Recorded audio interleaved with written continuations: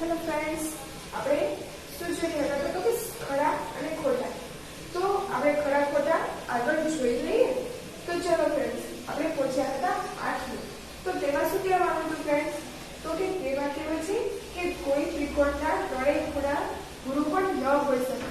તો આ વિધાન પણ સાચું છે, કેમ કે કોઈ ત્રિકોણના ત્રણેય ખૂણા ગુરુકોણ ન હોઈ શકે. જો ગુરુકોણ હોય તો બધામાં 190 થી વધારે હોય, પણ એવું બની શકે નહીં, એટલે કે આ વિધાન સાચું છે. તો હવે જોઈએ કે 9. તો તેમાં શું કીધું છે ફ્રેન્ડ્સ કે ત્રિકોણ ABC માં AB બરાબર 7.5 અંશ 5 સેમી અને BC બરાબર 9.5 સેમી. તો AC નું માપ 17 થી વધારે હોય. તો ચલો આપણે જોઈ લઈએ. પણ આવા જોવામાં એવું કે ત્રિકોણ ABC માં AB બરાબર 7.5 સેમી અને BC બરાબર 9.5 સેમી.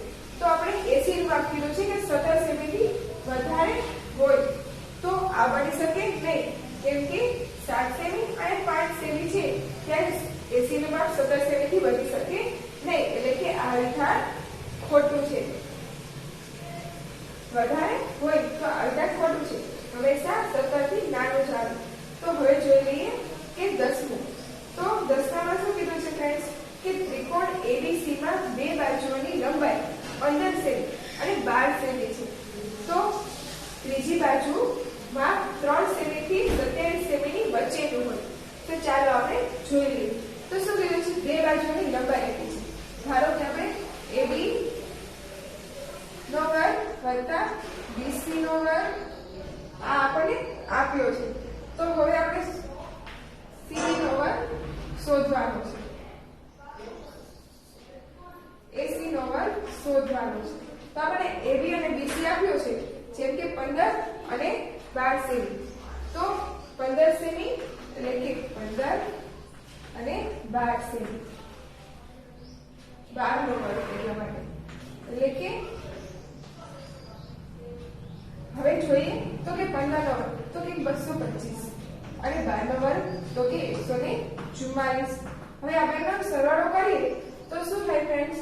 તો કે 3 6 અને 9 એટલે કે 379. તો આ મળી ગયું આપણને AC નો વર્ગ. પણ આપણે શું શોધવાનું છે કે ત્રીજા બાજુનું માપ શોધવાનું છે. તો કે AC બરાબર આને ચાલીએ વર્ગમૂળમાં, એટલે કે 379.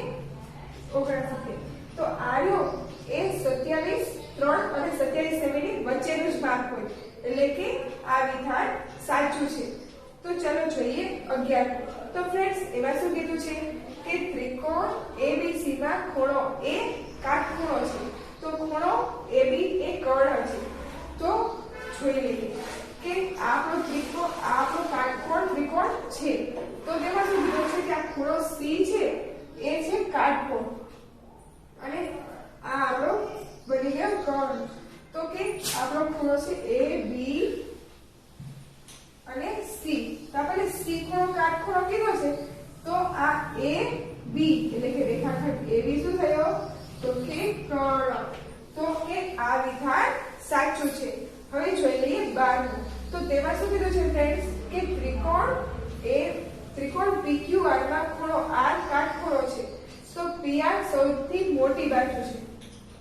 તો જોઈ લઈએ કે આ ત્રિકોણ છે, તો એમાં આપણને કીધું છે કે આ ત્રિકોણમાં કે આ ખૂણો છે એ કાટખૂણો છે. તો અહીંયા પણ P અને R આવશે. તો કહેવામાં આવ્યું છે કે PR એ સૌથી મોટી બાજુ છે, એટલે કે PR એટલે કે આ બાજુ. તો આ વિધાન ખોટું છે. તો હવે જોઈએ આપણે આકૃતિ પ્રતિનું માપ શોધો. તો આપણને શું કહેવામાં આવ્યું છે કે નીચેની આકૃતિઓમાં x નું માપ શોધવાનું છે. એટલે કે આપણને આકૃતિઓ આપી છે, તેમાં આપણને x નું માપ આપેલું નથી, કે જે આપણે શોધવાનું છે. તો ચાલો આપણે શોધી લઈએ. તો ફ્રેન્ડ્સ, આપણે જોઈએ પહેલું. તો એમાં જો આવી આકૃતિ આપી છે કે જેમાં આ માપ અને આ માપ બંને માપ આપ્યા છે, અને x નું માપ આપણે શોધવાનું છે. તો ફ્રેન્ડ્સ, આ તો સાવ સહેલા છે, તો તમને બધાને જલ્દીથી આવડી જ જશે. તો ચાલો જોઈએ. તો તો આપણે શું કરવાનું તો કે x બરાબર આ માપ અને આ માપનો સરવાળો કરવાનો એટલે કે 70 + 50 તો શું થશે તો કે x બરાબર 70 + 50 એટલે કે 120 તો આપણને શું મળી ગયું તો કે આ ખૂણાનું માપ મળી ગયું કેટલું મળ્યું તો કે 120 અંશ તો ફ્રેન્ડ્સ આવી રીતના આ બધા દાખલા આપણે સોલ્વ કરી લેશું ને તો ચાલો એકવાર જોઈ લઈએ તો ચલો હવે જોઈ લઈએ બીજું તો ફ્રેન્ડ્સ એમાં પણ એવી જ રીતના છે કે બે ખૂણાઓનું માપ આપ્યું છે અને ત્રીજા ખૂણાનું માપ શોધવાનું છે તો x બરાબર શું કરીશું તો કે 55 + 45 એટલે કે બંનેનો સરવાળો એટલે કે x બરાબર આપણને શું મળશે તો કે 100 અંશ હવે તેવી જ રીતના જોઈ લઈએ આપણે ત્રીજો દાખલો તો તેમાં પણ આકૃતિ આપી છે અને x નું માપ શોધવાનું છે તો આમાં શું કરીશું તો કે આ માપ આપ્યું છે એટલે કે 115 અંશ બરાબર 45 અંશ વત્તા x તો શું કરીશું તો કે x બરાબર 115 માંથી 45 અંશ બાદ કરીશું એટલે કે આપણને x મળશે તો કે 70 અંશ તો આપણને x શું મળ્યો તો કે 70 અંશ જો ફ્રેન્ડ્સ છે ને સાવ સહેલા દાખલા તમને બધાને આવડી ગયા ને તો એ દાખલા આપણે સોલ્વ કરી લેવાના છે તો જોઈએ આપણે હવે આગળ તો કે આમાં આપણને શું કીધું છે તો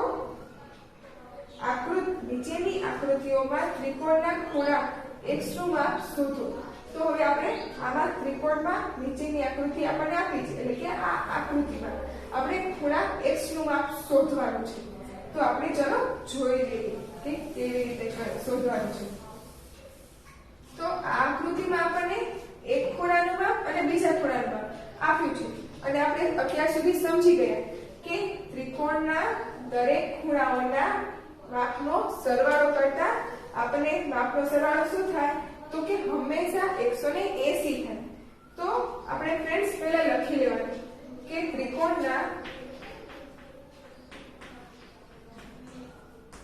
દરેક ખૂણાનું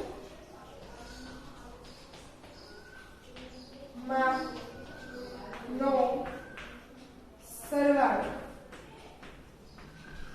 શું થશે તો કે 180 અંશ થશે તો હવે આપણને બે ખૂણાઓનું માપ આપ્યું છે તો ત્રીજા ખૂણાનું માપ મળી જાય ને તો ચાલો આપણે શોધી લઈએ તો એક આપ્યું છે x વત્તા બીજા ખૂણાનું માપ આપ્યું છે શું તો કે 60 અંશ અને ત્રીજા ખૂણાનું માપ તો કે 50 અંશ આમ આપ્યું છે અને ટોટલ કેટલું આવે છે તો કે 180 અંશ તો હવે x એમના એમ જ રાખીશું અને 60 અંશ અને 50 અંશ બંનેનો શું કરીશું તો કે સરવાળો કેટલો આવશે 110 અંશ હવે 110 અંશ આવ્યો તો બરાબર 180 એમના એમ જ રાખીશું તો હવે શું કરીશું તો x બરાબર હવે 180 માંથી શું કરીશું 110 બાદ શું માન કેમ તો કે 110 રહ્યા એ બરાબરની બીજી સાઈડ વહી જાય એટલે કે ધન છે તો માઈનસ થઈ જાય 180 માંથી 110 બાદ કરવાના એટલે કે x બરાબર આપણને શું મળશે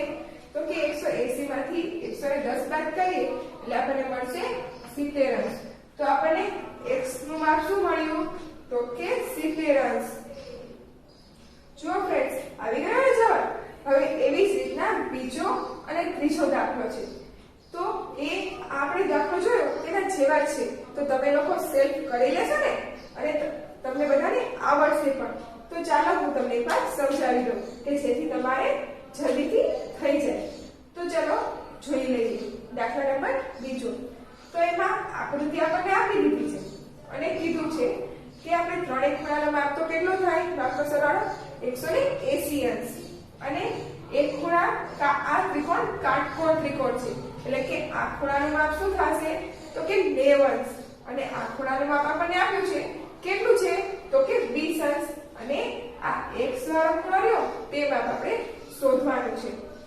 તો ચાલો શોધી લઈએ તો કે x + 90 અંશ + 20 અંશ બરાબર શું આવશે તો કે 180 અંશ એટલે કે x વત્તા તો હવે આ બંનેનો સરવાળો એટલે કે 90 અંશ વત્તા 20 અંશ તો કે 110 બરાબર 180 તો ફ્રેન્ડ્સ આમાં આ 90 અંશ કેવી રીતે આવ્યા તો કે યસ ત્રિકોણ કેવો છે? કાટકોણ ત્રિકોણ, એટલા માટે. તો હવે શું કરવાનું? તો કે x બરાબર આ 180 છે એમાંથી 110 બાદ કરવાના. તો આપણે 110 બાદ શું કામ કર્યા? તો કે આપણે બરાબરની બીજી સાઈડ કોને લઈ ગયા? તો કે 110 ને લઈ ગયા, એટલે કે માઈનસ થઈ જાય. હવે x બરાબર આપણને શું મળશે? તો કે 180 માંથી 110 બાદ કરવાના, એટલે કે 70 અંશ. હવે તેવી જ રીતે આપણે જોઈ લઈએ ત્રીજો દાખલો. તો તેમાં પણ ફ્રેન્ડ્સ આપણને બે ખૂણાઓની માપ આપી દીધું છે અને આપણે x નું માપ શોધવાનું છે. તો x + 140 + 30 બરાબર 180 અંશ. તો કે x બરાબર આ બંનેનો સરવાળો કેનો? 140 અને 30 નો. તો કેટલો આવ્યો? 170 બરાબર 180. હવે શું કરીશું? તો કે x બરાબર 180 માંથી 170 બાદ કરીશું. તો શું આવશે? x બરાબર 10 અંશ. જો ફ્રેન્ડ્સ મજા આવી ને તમને આ દાખલામાં? તો આપણે બે જે દાખલા શીખવ્યા તે તમારે સેલ્ફ કરી લેવાના છે અને આ બધાનું રિવિઝન તમારે ચાલુ રાખવાનું કે જેથી તમને હંમેશા યાદ રહે. ઓકે ફ્રેન્ડ્સ, આવા બીજા દાખલા સાથે આપણે ફરી મળીએ.